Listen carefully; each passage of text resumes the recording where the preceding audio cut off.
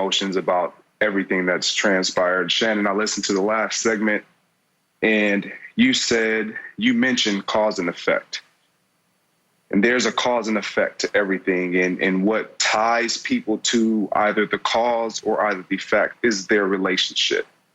And my relationship in this has been not only that I'm a Black man and I've been on the end of racial profiling as a Black man, but now my wife's business is in harm's way because of the effect of the cause that we visibly were able to see from law enforcement with George in regards to George Floyd.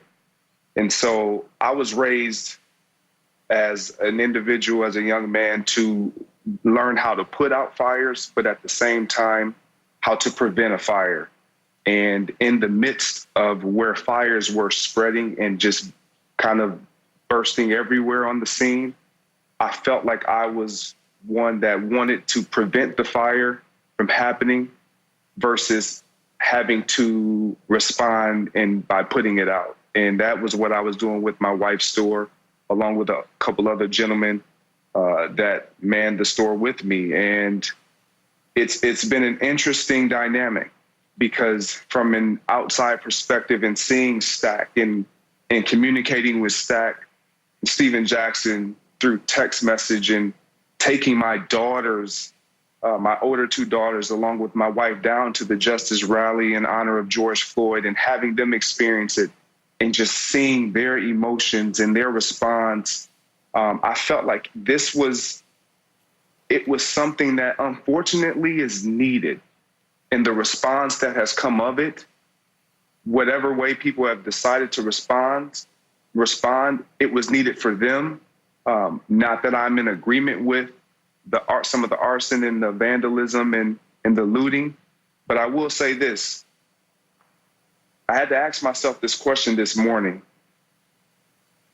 Am I more upset and bothered by the arson and the looting and the acts of vandalism or by the murder? And for me, I have to remain with my eyes on that, and that's the murder, because that's the cause. That's the reason why people are showing their emotion and they're acting out in whatever way that they feel that they need to in this moment, and I have to respect that.